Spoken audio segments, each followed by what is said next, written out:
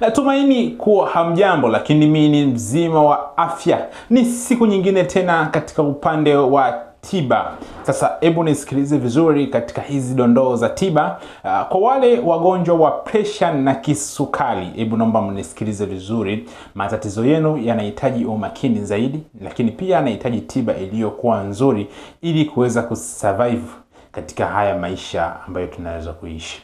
Kwa wagonjwa wa kisukari, iwe type 1 ama type 2, na wagonjwa wa pressure pia. Sasa leo naomba mnisikilize vizuri zaidi. Kisukari, kama kisukari, wewe mgonjwa wa kisukari lazima uweze kutambua aina ya sukari inayokusumbua. Maana kuna sukari za aina mbili, kuna sukari type 1 na sukari type 2. Na kama wewe mgonjwa wa kisukari lazima uweze kufahamu sukari yangu ni sukari ya aina gani. Hili hata kama unahitaji tiba ukumuelezea daktari, basi hiyo ni rahisi zaidi kwamba mimi na ugonjwa wa kisukari type 1 ama type 2 na effect ambazo nazozipata ni 1, 2, 3. Na kwa wale wagonjwa wa kisukari type 1, na ama tuweze kuzungumzia ni sukari type 1 ni ipi na sukari type 2 ni ipi. Sukari type 1 ni ile sukari ambayo mtu inamwanza akiwa na umri mdogo. Mfano kuanzia miaka 0 na kuendelea mpaka umri wa miaka 14, 18. Lakini mara mwisho ni mtu anakuwa umri wa miaka 18 mpaka 19. Hiyo ndio sukari type 1 huwa anapoanzia. Na maana kwamba mtu inamwanzia wakati mwingine huwa anazaliwa nayo ama inamkuta akiwa na umri wa miaka 6, miaka 7 na kuendelea. Inategemea na mazingira yapi ambayo alikuwa amekulia ama mazingira gani ambayo alikuwa ameishi na akaweza kupata hiyo sukari. Lakini sukari type 2 ni ile sukari ambayo inakuwa mtu inamwanzia akiwa na umri wa miaka 30, 35 na kuendelea mbele. Hiyo ndio sukari type 2. Na mara nyingi sana huwa inawapata wale watu wenye miili minene. Sasa mara nyingi yani kwamba wenye kilo za juu kuanzia kilo 70 na kuendelea.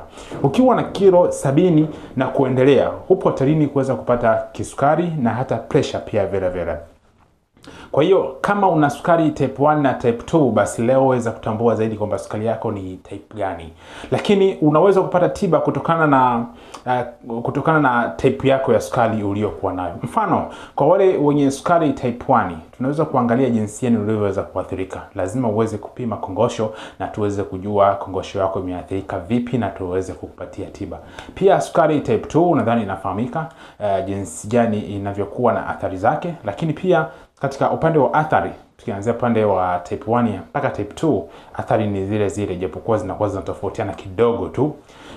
Mwenye sukari type 1 na mwenye sukari type 2 and that sometimes huwa wanahisi sana miguu kuwa na kufa ganzi, kupata maumivu ya mara kwa mara ya viungo, miguu kufa ganzi, kuwaka moto, kuchoka sana, uchovu wa asili wa mara kwa mara, lakini kujisaidia haja ndogo nyakati za usiku hii inakuwa ni kawaida yao, wanatoka sana haja ndogo.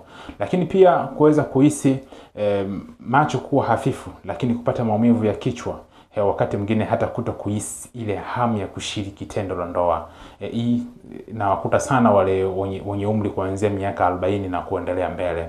Lakini kwa wale wenye sukari type 1 ambao mtu ana miaka 20 na something, huwa hawezi kuhisi hiyo kukosa ile hamu ama hisia ya kushiriki tendo la ndoa, iwe kwa mwanaume ama iwe kwa mwanamke. Lakini unapofika kuanzia umri wa miaka 40 na kuendelea mbele, basi unajikuta kwamba mapema sana mnapata zile effects za kukosa ile hamu ya kushiriki tendo la ndoa. Hizi ni changamoto ambazo zinawatokea wenye sukari type 1 mpaka wenye sukari type 2. Na wagonjwa wa pressure, kama wewe ni mgonjwa wa pressure, yani una pressure, tuangalie una pressure ya aina gani. Kuna pressure aina mbili pia. Kuna pressure ya kupanda na pressure ya kushuka. Sasa kwa wewe mwenye pressure ya kupanda, zingatia sana vitu vifuatavyo. Kwanza zingatia ushauri wa daktari, lakini pia zingatia dawa, zingatia tiba. Yani fanya vipimo kuweza kutambua nini zaidi kinachokusumbua katika upande wa moyo. Moyo wako ni mpana ama moyo wako umesinyaa? Moyo wako una cholesterol nyingi ama mishipa ya damu ndio ina cholesterol nyingi? Sasa lazima uweze kuzingatia na uweze kujua nini zaidi kinachokusumbua, lakini pia ili uweze kubalance ama kucontrol pressure yako. Na maana kwamba pressure yako itapofikia zaidi ya 200, basi upo hatarini kuweza kupata stroke wakati wowote. Na stroke ndio mbaya, na stroke ndio faino yenyewe ya pressure. Kwa hiyo kama una pressure, basi zingatia sana tiba yako, tiba ili kuweza kukaa vizuri na kurecover, kurudi katika hali iliyokuwa nzuri, kwa sababu pressure sio nzuri. Pressure inaweza kusababishia matatizo mengi sana katika mwili wako. Pressure tu yenyewe ina uwezo wa kusababishia hata miguu kufa ganzi, macho kuwa hafifu, kupata maumivu ya kichwa mara kwa mara, uchovu wa mara kwa mara unapokuwa na pressure. Sasa pressure ya chini inapofikia 160, pressure ya juu ikafika mpaka 200, 220, basi wewe tayari tumekukosa katika ulimwengu wa uzima, tunakuingiza katika ulimwengu wa ubovu. Sasa inakuwa sio kitu kizuri. Zingatia sana pressure yako, kama inakusumbua uweze kupata tiba. Mimi ni mtaalamu ninayekushauri kila siku sana swala la tiba.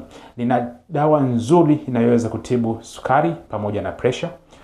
Dawa ya sukari inatibu sukari type 1, sukari type 2. Kama una changamoto za kisukari, basi wewe nitafute niweze kukupatia tiba popote pale ulipo. Lakini pia usisahau kama tuna dawa ya pressure ambayo inayoweza kutibu kama una moyo mpana ama moyo wako umesinyaa, mishipa ya damu kuwa na cholesterol, kuweza kupata maumivu ya kiuno pamoja na uti wa mgongo, kichwa kinakusumbua sana mara kwa mara, kuhisi uchovu, basi matatizo yote ya upande wa moyo yanatibika. Unapata dawa nzuri ya pressure inayotibu moyo pamoja na pressure, kuweza kumaliza changamoto zako zote. Mimi ni mshauri ninayekushauri kila siku kuhusiana na swala la tiba. Usisahau kunifollow, nitakufollow back. Namba zangu za simu jumlisha 255 752 16 38 38. Nikutakie siku njema, nikutakie kila la heri. Asante sana kwa kunisikiliza muda wote huo wakati hupo na mimi. Nikutakie siku njema, kila la heri.